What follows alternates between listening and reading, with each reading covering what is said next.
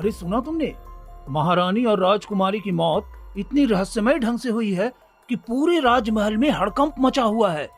हाँ भाई, ये तो बड़ी अजीब बात है। माँ बेटी दोनों की लाश एक ही तरह से मिली है। इसके पीछे जरूर कोई गहरा राज छुपा है। स्वर्णपुर राज्य में राजा आदित्य अपनी महारानी मधुमती, राजकुमार विराज और राजकुमारी फूलवंती के साथ रहते थे। राजा समृद्ध और सुखी था, लेकिन एक दिन दरबार में मंत्री घबराते हुए आए। महाराज, कुछ दिनों से प्रजा अत्यंत दुखी है। लोग परेशान हैं, मानो उन पर कोई अदृश्य संकट टूट पड़ा हो। हमें समझ में नहीं आ रहा है कि ऐसा क्या हो रहा है। ये कैसे संभव है मंत्री जी? हमारा राज्य तो खुशहाल था, अचानक ये विपत्ति कहाँ से आ सकती है? दोनों आपस में विचार कर ही रहे थे कि तभी एक दासी हांफते हुए दरबार में आती है। महाराज, महाराज, जल्दी चलिए, महारानी बेहोश होकर गिर पड़ी हैं। क्या कह रही हो तुम? अभी तो महारानी बिल्कुल ठीक थी। चलो, मुझे तुरंत उनके पास ले चलो। राजा भागते हुए महारानी के कक्ष में पहुंचे। वहां महारानी मधुमती बिस्तर पर पड़ी थीं। महारानी, महारानी, क्या हुआ है आपको? आप ठीक तो है ना? महाराज, पता नहीं क्या हो रहा है। मेरा सर घूम रहा है, शरीर कमजोर होता जा रहा है, मैं खड़ी भी नहीं हो पा रही हूँ। मुझे अत्यधिक पीड़ा हो रही है महाराज। प्रिय महारानी, तुम तो ठीक थी, अचानक ये क्या हो गया? राज्य का एक तरफ संकट और अब तुम। हे भगवान, मैं क्या करूं? मंत्री जी, वैद्य को बुलाओ जल्दी। जी महाराज, मैं अभी बुला कर लाता हूँ। कुछ ही देर में राजवैद्य आ जाते हैं और महारानी की जांच करने लगते हैं। बताइए वैद्य जी, मेरी रानी को क्या हुआ है? महाराज, आप घबराइए मत, ये कोई सामान्य बीमारी प्रतीत होती है। थोड़े इलाज से महारानी कल तक ठीक हो जाएंगी, आप चिंता न करें। नहीं वैद्य जी, मेरी महारानी के इलाज में कोई कमी नहीं रहनी चाहिए। जो भी करना पड़े कीजिए, मुझे बस इतना चाहिए कि मेरी महारानी बिल्कुल स्वस्थ हो जाएं। जी महाराज, आप चिंता मत करिए, महारानी ठीक हो जाएंगी। इतना कहकर वैद्य जी वहां से चले जाते हैं। रात बीतने के बाद सुबह होते ही महारानी मधुमती की हालत और गंभीर हो जाती है। उनका चेहरा हरे रंग का हो जाता है और कुछ ही देर में महारानी की मृत्यु हो जाती है। सुबह होते ही महाराज और मंत्री जी रानी की तबीयत की खबर लेने रानी के कक्ष में आते हैं। महारानी, अब उठो भी आप। राजवैद्य के दवाई से अच्छा लग रहा है ना अभी आपको? महारानी, उठिए ना। महारानी, आपका चेहरा हरा क्यों पड़ गया? मंत्री जी, मंत्री जी, जाइए जल्दी वैद्य जी को बुला कर लाइए, महारानी उठ नहीं रही हैं।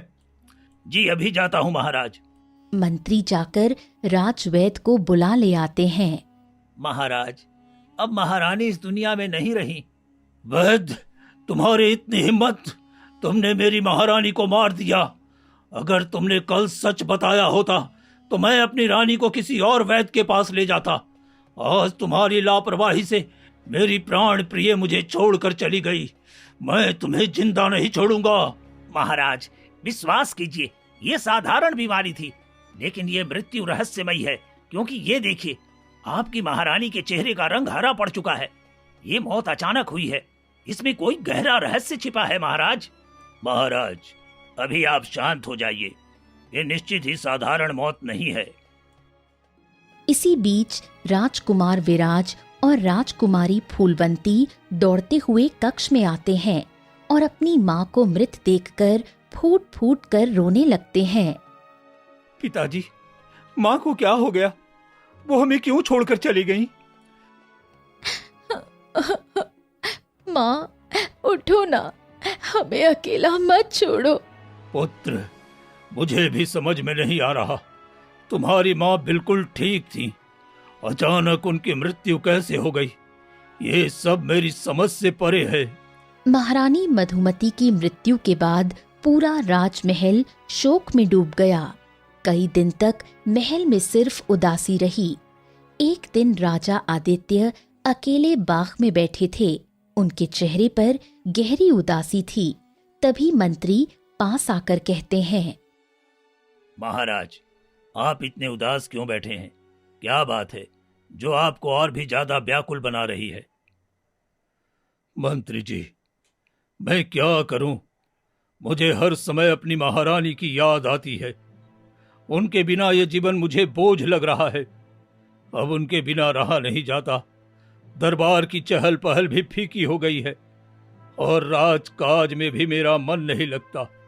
प्रजा की सेवा में भी समय नहीं दे पा रहा हूं।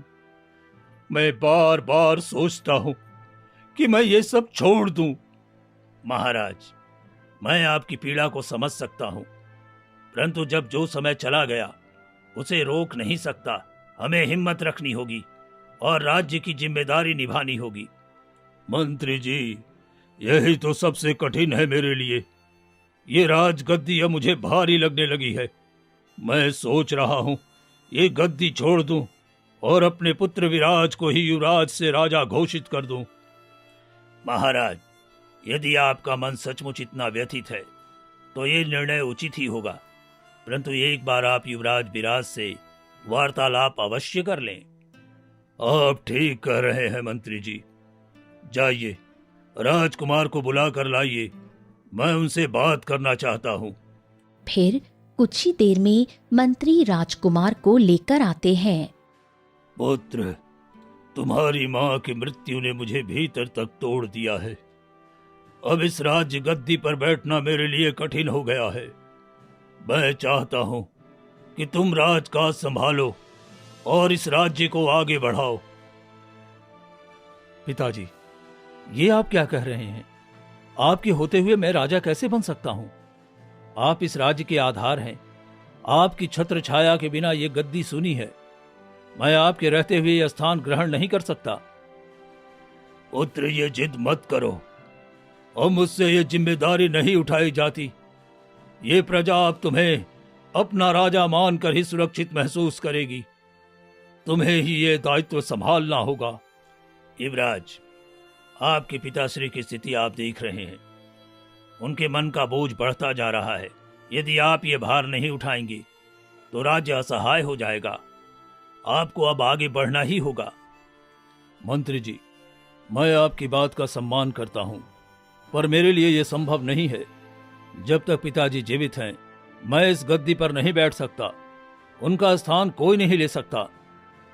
पुत्र, यदि ये तुम्हारा अंतिम निर्णय है तो मैं दबाव नहीं डालूंगा, परंतु याद रखो, एक दिन ये गद्दी तुम्हें ही संभालनी होगी और मैं चाहता हूं कि उस समय तुम तैयार रहो। पिताजी, मैं सदा आपके आदेश का पालन करूंगा। इतना कहकर राजकुमार वहां से चले जाते हैं। महाराज, मैं देख रहा हूं युवराज अपनी जिद पर अड़े हैं। शायद समय आने पर ही वो समझ पाएंगे कि राज्य का भार उठाना कितना आवश्यक है। ऐसे ही कई दिन बीत गए। फिर एक दिन अचानक राजकुमारी फूलवंती की तबीयत बिगड़ गई। उसे तेज बुखार और चक्कर आने लगे। दासी दौड़कर राजा और मंत्री को खबर देने आई। वैद्य को बुलाया गया। वैद्य ने राजकुमारी की जांच की और कहा, महाराज, घबराइए मत, ये सामान्य रोग है। दवाई से राजकुमारी शीघ्र स्वस्थ हो जाएंगी। वही बातें फिर मत दोहराओ वैद्य। मेरी रानी को भी तुमने इसी तरह सामान्य बीमारी कहा था और अगली सुबह वो मुझे छोड़कर चली गई। अब मैं अपनी पुत्री को खो नहीं सकता। जो भी करना है कर लो, लेकिन मेरी पुत्री को बचाओ।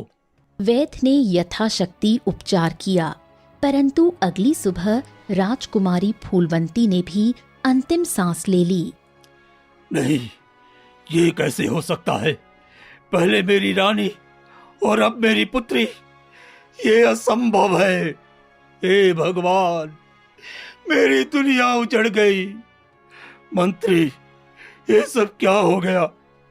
पहले मेरी रानी मुझे छोड़कर चली गई, अब मेरी ये पुत्री भी मुझे छोड़कर चली गई।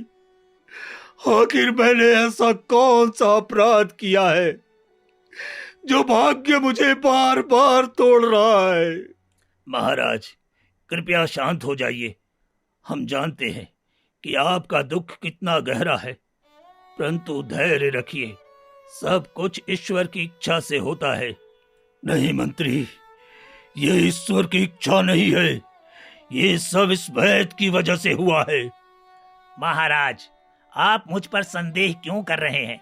महारानी और राजकुमारी दोनों की बीमारियां बिल्कुल सामान्य थी। मैंने अपना पूरा प्रयास किया था। चुप रहो वैद, तुम्हारी अक्षमता ने मेरा परिवार छीन लिया। पहले मेरी पत्नी, अब मेरी पुत्री, दोनों की जान तुम्हारी लापरवाही के कारण गई है। तुम कहते हो सामान्य रोग था, और परिणाम ये हुआ कि दोनों का चेहरा हरे रंग से भर गया। क्या इसे सामान्य कहते हैं? महाराज, आप सही कह रहे हैं। ये कोई साधारण मृत्यु नहीं लगती। मैंने भी देखा है, राजकुमारी का चेहरा बिल्कुल महारानी के जैसा हो गया। ये किसी गहरे रहस्य का परिणाम है। इस वैद्य को जीवन भर के लिए कारावास में डाल दो। महाराज, अभी से जाने दीजिए। पहले हमें इस बीमारी का पता लगाना है। और वैद्य, तुम भी इस बीमारी का पता लगाकर हमें बताओ। फिर वैद्य वहां से चला जाता है और ऐसे ही कई दिन बीत गए। हे ईश्वर, ये मेरे साथ क्या हो रहा है? पहले मेरी पत्नी चली गई और अब मेरी पुत्री भी मुझसे छिन गई, और दोनों की मृत्यु एक जैसे रहस्यमय तरीके से हुई है। क्या इसके बाद राजकुमार के साथ भी तो कुछ गलत नहीं होने वाला? नहीं नहीं, ऐसा नहीं हो सकता। तभी मंत्री धीरे से उनके पास आते हैं। महाराज, आप इतने चिंतित क्यों बैठे हैं? मंत्री जी, मैं कैसे शांत रहूं? पहले मेरी पत्नी, फिर मेरी पुत्री, और अब मुझे डर सता रहा है कि कहीं मेरा पुत्र विराज भी अनजाने खतरे का शिकार न हो जाए। हमें किसी भी तरह राजकुमार को सुरक्षित करना होगा। महाराज, आपका संदेह बिल्कुल उचित है। अवश्य ही इसके पीछे कोई अदृश्य शक्ति कार्य कर रही है, जिसे हम समझ नहीं पा रहे हैं। मेरा मानना है कि हमें किसी सिद्ध साधु के पास जाना चाहिए। वो इस रहस्य का समाधान कर सकते हैं। क्या कोई ऐसा साधु है जिस पर मुझे पूरा विश्वास हो सके? जी महाराज, हमारे ही राज्य के पास एक गांव में एक साधु रहते हैं। उनका हर एक कथन आज तक सत्य सिद्ध हुआ है। लोग उन्हें देव तुल्य मानते हैं। मेरा सुझाव है कि हम उन्हीं के पास चलें। ठीक है मंत्री, हम आज ही वहां चलेंगे। मुझे अब और प्रतीक्षा नहीं करनी है। फिर राजा और मंत्री साधु की कुटिया की ओर जाने लगते हैं और कुछ ही देर में उनकी कुटिया में आ जाते हैं। आओ आओ महाराज, मैं जानता था कि तुम एक दिन अवश्य मेरे पास आओगे। आप कैसे जानते हैं कि मैं आपके पास आने वाला हूँ? ये सब बरसों पहले लिखा जा चुका है। भाग्य के पन्नों में ये दर्ज है कि तुम अपने परिवार की मृत्यु का रहस्य पूछने मेरे पास आओगे। तो कृपया मुझे बता दीजिए, मेरी पत्नी और पुत्री क्यों मरी? उनकी मृत्यु इतनी रहस्यमयी क्यों थी?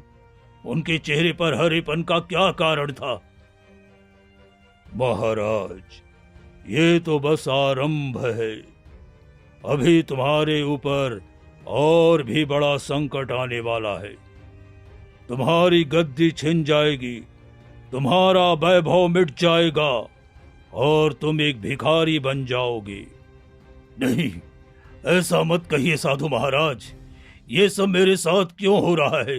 कृपया मुझे सच्चाई बताइए।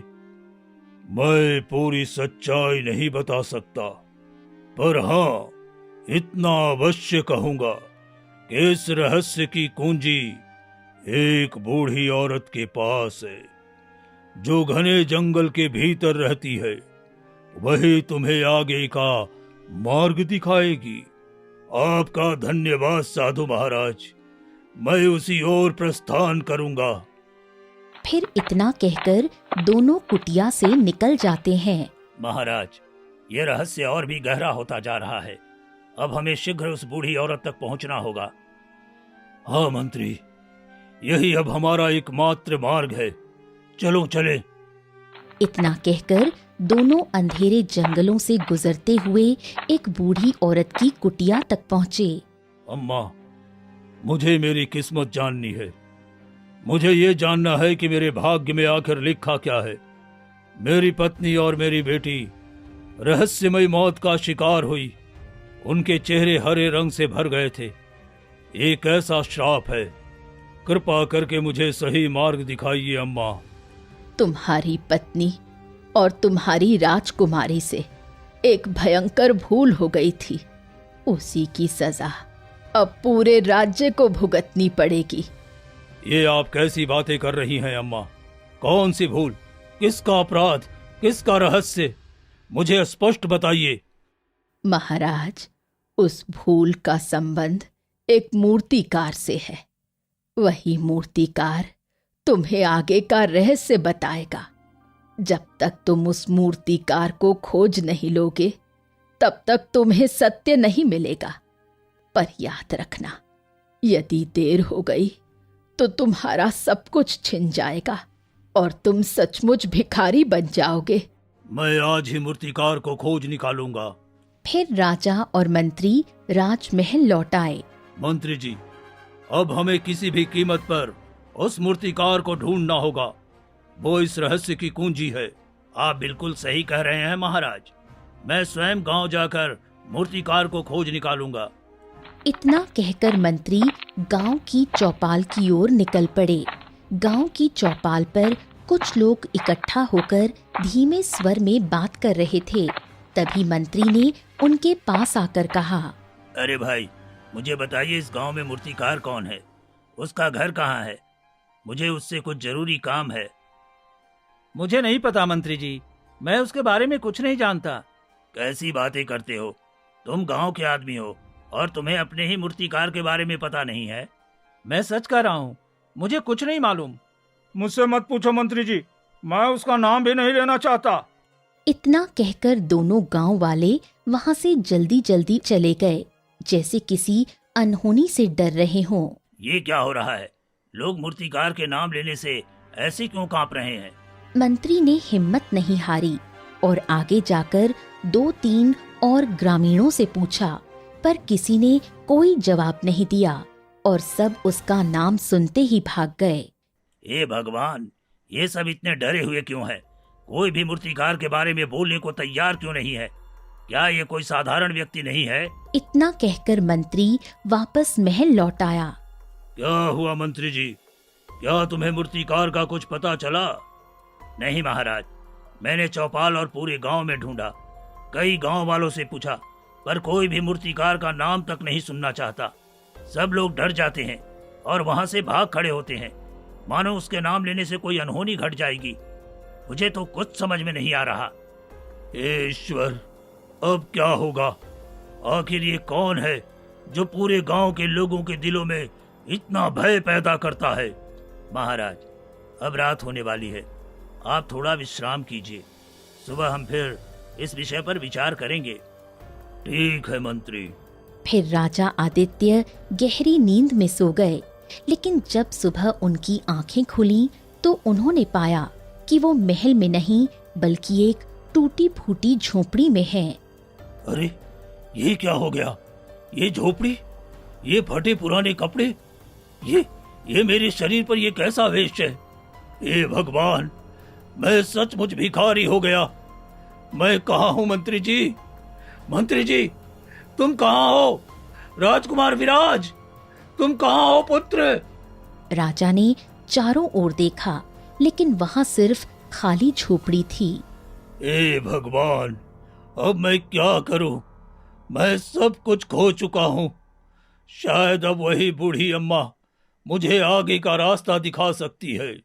राजा दौड़ते हुए फिर से जंगल में पहुंचा और बूढ़ी औरत के सामने खड़ा हो गया। अम्मा, जैसा आपने कहा था बिल्कुल वैसा ही हुआ। मैं सचमुच भिखारी बन चुका हूँ। मेरा राज मुझसे छिन गया। कृपया करके मुझे सच्चाई बताइए।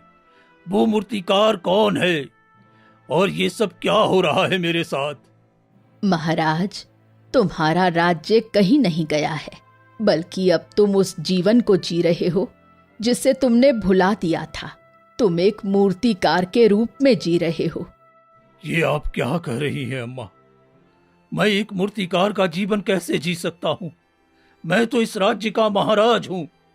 सुनो महाराज, कई साल पहले इसी राज्य में एक गरीब मूर्तिकार रमेश अपनी पत्नी मोहिनी के साथ रहता था।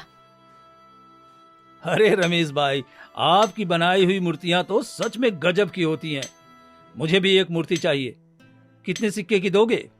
अरे भाई साहब, ये मूर्ति आपको 10 सिक्कों में मिलेगी। अरे ये तो बहुत महंगा बोल रहे हो। इतना पैसा कहाँ से लाऊं?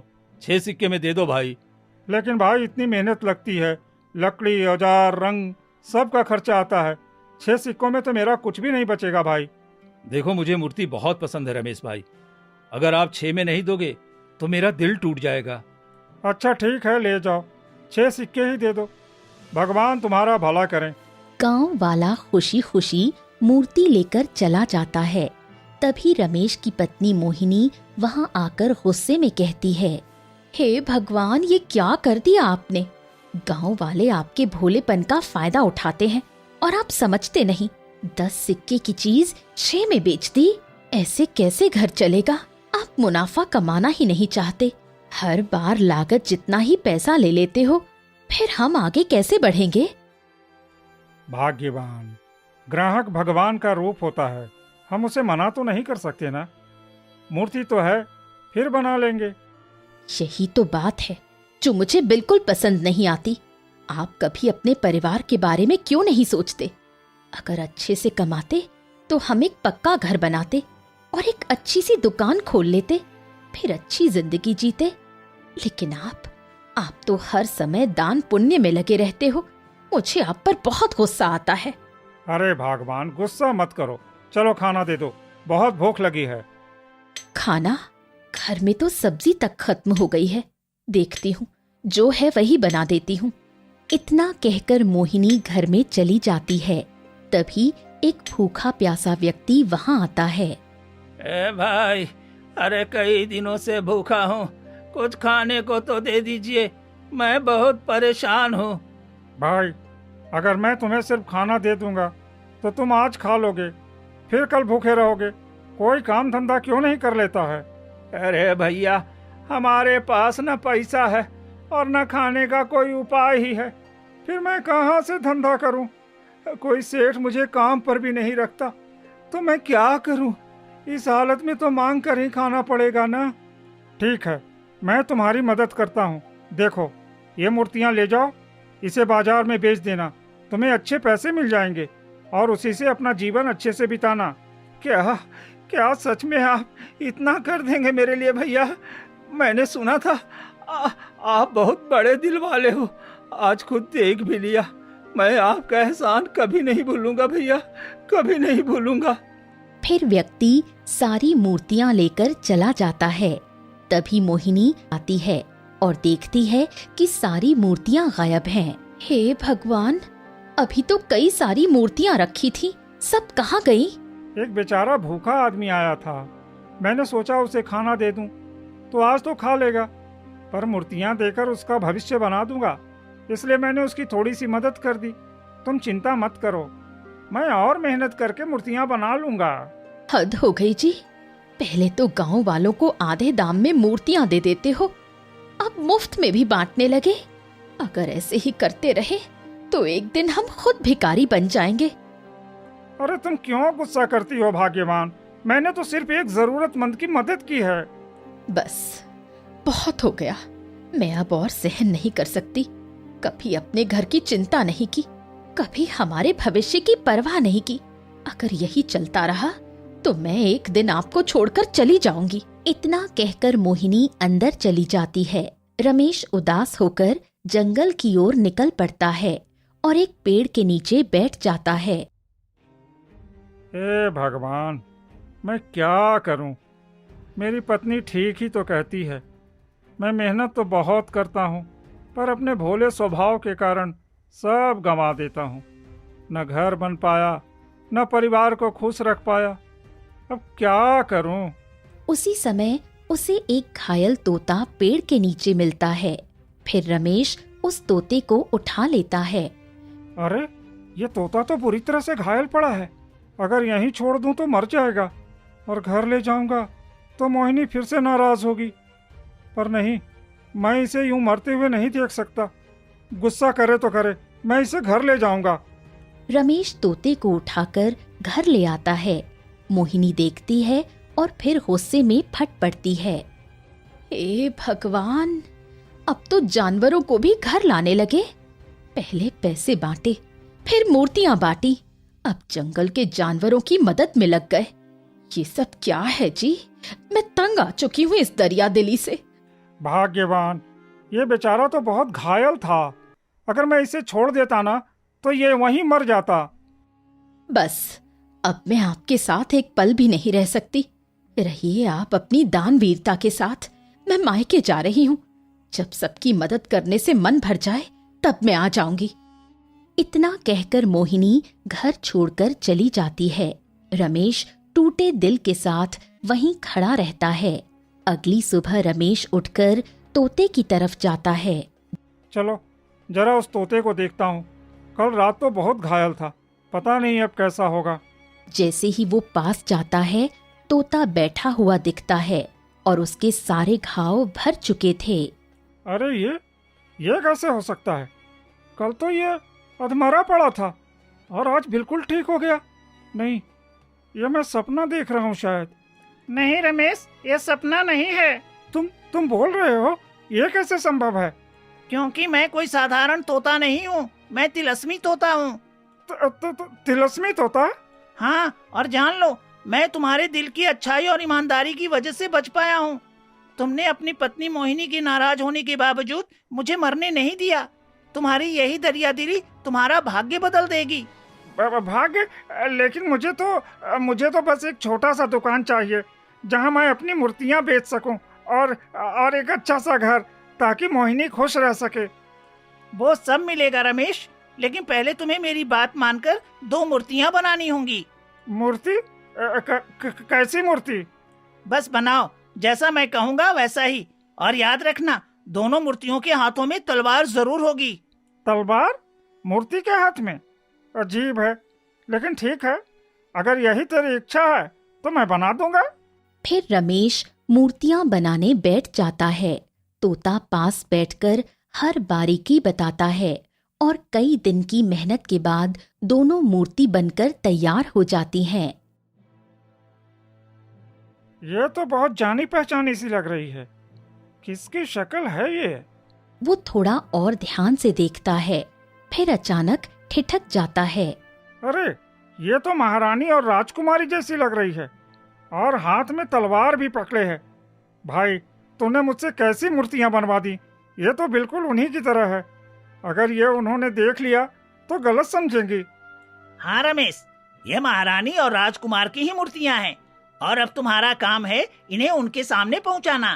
क्या? महारानी और राजकुमारी को दिखाना?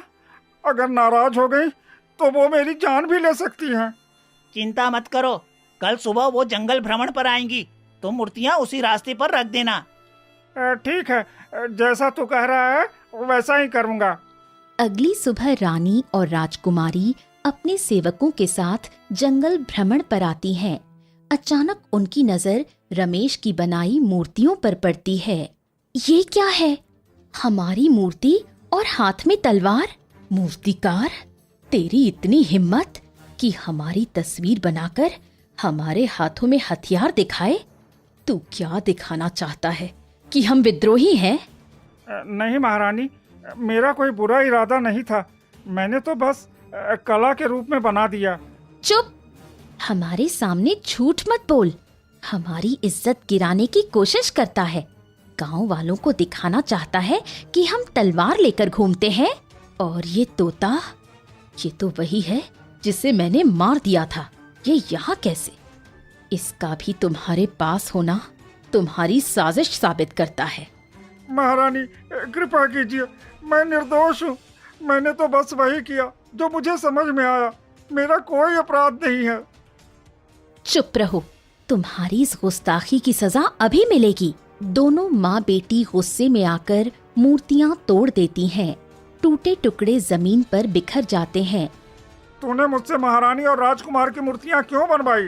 देख, उन्होंने तो गुस्से में मेरी मूर्तियाँ तोड़ डाली। रमेश, कल मैं अपने साथी के साथ जंगल में था। राजकुमारी शिकार खेलने आई थी। उसने मेरे सामने ही मेरे साथी, मेरी पत्नी को मार डाला। मुझे भी मारना चाहती थी, लेकिन मैं भाग निकला। उसी वक्त तूने मेरी जान बचाई। तभी मैंने ठान लिया कि उनसे बदला लेना है। तो ये सब बदले के लिए था, लेकिन बदले से क्या होगा? तुम्हारी तो पत्नी अब लौट नहीं सकती ना। तुम भूल जाओ और एक नए जीवन की शुरुआत करो।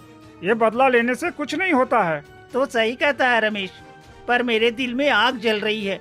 पर अब तेरी बात सुनकर लग रहा है शायद मुझे माफ कर देना ही सही होगा। हाँ, यही ठीक होगा। माफ कर दो, झगड़े से किसी का भला नहीं होता। रमेश रोता हुआ तोते के साथ अपने घर आ जाता है। फिर ऐसे ही कई दिन बीत जाते हैं। तोते की रहस्यमयी मदद से रमेश की जिंदगी बदलने लगी। अब वो पहले से कहीं बेहतर मूर्तियां गढ़ने लगा। उसकी बनाई मूर्तियों में जैसे जान सी बस जाती थी। लोग दूर दूर से आकर उसकी कलाकारी देखते और मूर्तियां खरीदने लगते। धीरे धीरे रमेश के घर की हालत बदल गई। वो अब न सिर्फ अच्छी कमाई करने लगा, बल्कि एक सुंदर और मजबूत घर भी बना लिया। घर में नौकर चाकर भी रखने लगा, जो उसकी मूर्तियां बाजार ले जाकर बेचते थे। रमेश अब गांव का एक सम्मानित और संपन्न व्यक्ति बन चुका था। एक दिन उसकी पत्नी मोहिनी अचानक उसके पास आती है। वाह जी, आपने तो सचमुच कमाल कर दिखाया। आज पूरा गांव तुम्हारे नाम की चर्चा कर रहा है। सब कहते हैं कि इस तोते की मदद से तुमने अपनी किस्मत बदल ली। मुझे बहुत गर्व है तुम पर। भाग्यवान, ये सब भगवान और इस तोते की कृपा से हुआ है। देखो, मैंने तुम्हारे सपनों का घर बना दिया, एक दुकान भी खोल ली, और अब तो हमारे पास 2 नौकर भी है। अब तुम्हें किसी चीज की कमी नहीं रहेगी। सच में जी, लगता है मेरी मेहनत और तुम्हारा संघर्ष रंग लाया। अब मैं हमेशा तुम्हारे साथ रहना चाहती हूँ। हमारी जिंदगी कितनी बदल गई है, ये सोचकर ही मन खुश हो जाता है। धीरे धीरे रमेश और मोहिनी की खुशहाल जिंदगी की ये खबर महल तक पहुंच गई। ये तो हद हो गई। एक भिखारी मूर्तिकार आज महलों में नाम कमा रहा है, और ये सिर्फ एक तोते के कारण। हमारी रगों में राजवंश का खून है, और उसकी हिम्मत देखो। हाँ माँ, लगता है जैसे उस तोते में कोई छिपा खजाना हो। वरना भला कैसे कोई कंगाल इतना ऊंचा उठ सकता है? ये सब मेहनत का खेल नहीं हो सकता। ये तो जादू है, और वो जादू हमारे हाथ लगना चाहिए। सही कह रही हो बेटी। अगर वही तोता हमें मिल जाए तो सोचो, हमारा वैभव 10 गुना बढ़ जाएगा। लोग अब रमेश का नाम लेते हैं, कल सब हमारी महिमा गाएंगे। माँ, हमें रमेश और उसके तोते पर नजर रखनी होगी, तभी हमें उनकी असली ताकत का पता चलेगा। ठीक कहती हो। आज ही हम छुपकर उसके घर जाएंगे। बाहर से देखते हैं कि ये तोता है कौन और रमेश से कैसे बातें करता है। फिर माँ बेटी राजमहल से निकल पड़ती हैं। धीरे धीरे कदम रखते हुए वो रमेश के घर के पास पहुंचती हैं और छुप जाती हैं। अंदर से हंसी और बातचीत की आवाजें आ रही थीं। रमेश और तोता एक दूसरे से मस्ती में बातें कर रहे थे, मानो बहुत पुराने दोस्त हों। देखो माँ, ये तोता उसे रास्ता दिखाता है और लोग रमेश को महान कहते हैं। ये सब मेरी आंखों को चुभता है। हाँ बेटी, सब साफ है। यही तोता उसका भाग्य बदल रहा है। हमें इसे पाने के लिए कोई चाल चलनी ही होगी। और रमेश, उसकी तो अब कोई औकात ही नहीं बचेगी। तभी सामने आता है बिरजू, एक असफल मूर्तिकार जो रमेश की सफलता से चिढ़ा हुआ रहता था। रमेश, तू अपनी मूर्तियां बाजार में कम ले जाया कर। तेरी वजह से मेरी मूर्तियां बिकती ही नहीं। भाई, इसमें मेरी क्या गलती है? मैं मेहनत करता हूँ, अच्छी मूर्तियाँ बनती हैं तो लोग खरीदते हैं। तू चाहे तो मैं तुझे सिखा दूँ। बिरजू बिना जवाब दिए गुस्से में चला जाता है। यही मौका देखकर रानी बिरजू के पास जाती है। बिरजू, तुम बहुत परेशान लगते हो। रमेश ने तुम्हारा धंधा खराब कर दिया है ना? महारानी आप यहाँ? अगर तुम मेरी मदद करो तो मैं तुम्हें इतना धन दूंगी कि तुम कभी गरीब नहीं रहोगे। बस रमेश और उसके तोते को मेरे पास ले आओ। ठीक है, मैं भी यही मौका सोच रहा था। कहिए, उसे कहाँ लेकर आना होगा महारानी? तुम बगल में थोड़ी दूर पर जो झोपड़ी है वहां लेकर जाओ। किसी तरह उस तोते और रमेश को लेकर आओ। बिरजू रमेश के पास आता है बनावटी चिंता के साथ। रमेश, जल्दी चलो, महारानी और राजकुमारी बहुत बीमार हैं, दूर झोपड़ी में पड़ी हैं, महल तक लौटने की हालत में नहीं है। अगर उनकी मदद न की तो वो मर जाएंगी। लेकिन मैं तो बस एक साधारण आदमी हूँ, मैं कैसे मदद कर सकता हूँ? रमेश, अगर सचमुच में कोई संकट में है तो हमें उसकी मदद करनी चाहिए। चलो देखते हैं। अच्छा ठीक है, चलो। वैसे भी मानवता के नाते हमें उनकी मदद करनी चाहिए, वो हमारे साथ कितना भी बुरा क्यों न करें। रमेश और तोता बिरजू के साथ उस झोपड़ी की ओर निकल पड़ते हैं। जैसे ही वो झोपड़ी में घुसते हैं, अचानक राजकुमारी पिंजरा बंद कर देती है और तोता उसमें फंस जाता है। अरे ये तुम क्या कर रही हो? अब मेरा तोता छोड़ो। यही तो असली खजाना है। इस तोते ने तुम्हें भिखारी से सेठ बना दिया। अब इसकी ताकत से हमारा भाग्य बदलेगा। मैं कोई जादुई तोता नहीं हूँ, मैं बस परिश्रम और विश्वास का प्रतीक हूँ। मेरे तोते को छोड़ दो, वरना मैं महाराज से तुम दोनों की शिकायत कर दूंगा और फिर महाराज तुम दोनों को कड़ी सजा देंगे। छोड़ दो मेरे तोते को और मुझे जाने दो। तुम जीवित रहोगे, फिर तो जाओगे राजमहल। इतना कहकर महारानी रमेश को तलवार से मार डालती है। तुम दोनों ने मेरे मालिक को धोखे से मार डाला, इसलिए सुनो, मेरा श्राप है। जिस तरह रमेश की जान गई है, उसी तरह तुम और तुम्हारा राज्य भी तड़प तड़प कर नष्ट होगा। तुम सब भिखारी बनोगे, तुम्हारा वैभव छिन जाएगा, तुम्हारा राजवंश मिट जाएगा। तुम्हारी इतनी हिम्मत? रुक जा, तू भी नहीं बचेगा। फिर राजकुमारी तोते को भी तलवार से मार डालती है। राजा, वो मूर्तिकार रमेश मेरा पति था और वो तोता ही मेरा साथी। तुम्हारी पत्नी और बेटी ने उन दोनों को धोखे से मार डाला। मोहिनी, मुझे माफ कर दो। मेरी पत्नी और मेरी बेटी ने भयानक पाप किया, पर इसमें मेरे बेटे और मेरी प्रजा का क्या दोष? हमें इस श्राप से मुक्ति चाहिए। एक तोते की प्रतिमा बनाओ, प्रतिमा के सामने मंत्र उच्चारण करो। अगर तोते की आत्मा प्रसन्न हुई तो श्राप हट जाएगा। पर कौन सा मंत्र? फिर मोहिनी उसे एक मंत्र बताती है। अब जाओ, जल्दी करो, वरना तुम हमेशा के लिए इसी रूप में रह जाओगे। राजा वैसा ही करता है। जंगल में मिट्टी लेकर तोते की प्रतिमा बना देता है और उस पर वही मंत्र कहता है। तभी तोते की आत्मा प्रकट होती है। राजा, क्यों बुलाया मुझे? हे पवित्र आत्मा, मैं अपराधी नहीं, लेकिन मेरी पत्नी और मेरी बेटी ने जो किया उसका पाप आज मैं भुगत रहा हूं। उन्होंने तुम्हारे मालिक रमेश और तुम्हें निर्दयी होकर मार डाला। उस पाप के लिए मैं तुम्हारे चरणों में क्षमा मांगता हूं। मेरी प्रजा निर्दोष है, मेरे पुत्र का इसमें कोई दोष नहीं। दया करो, हमें श्राप से मुक्त कर दो। राजा, तुम्हारी पत्नी और बेटी ने मेरे मालिक का रक्त बहाया, इसकी सजा तुम सबको भुगतनी पड़ेगी। हाँ, पर वो अब दोनों इस संसार में नहीं हैं। मैं दंड भुगतने को तैयार हूं, पर मेरी प्रजा पर दया करो। मेरे बेटे का क्या दोष है? वो तो अपने भविष्य की जिम्मेदारी समझ भी नहीं पाया है अभी। तुम्हारा मालिक कहता था, बदला लेने से कुछ नहीं होता है। ठीक है राजन, मैं तुम्हें और तुम्हारे राज्य को श्राप से मुक्त करता हूँ। हे पवित्र आत्मा, अब मुझे दया करो, बताओ मैं अपने राज्य कैसे लौटूं? मेरी प्रजा मेरी प्रतीक्षा कर रही होगी। राजन, जिस झोपड़ी में तुमने आंख खोली थी उस झोपड़ी में जाकर तुम विश्राम करो। जब नींद से जागोगे तो अपने राजमहल में स्वयं को पाओगे। इतना कहकर तोते की आत्मा प्रकाश में लुप्त हो जाती है। राजा जल्दी से उसी पुरानी झोपड़ी की ओर जाता है और सो जाता है।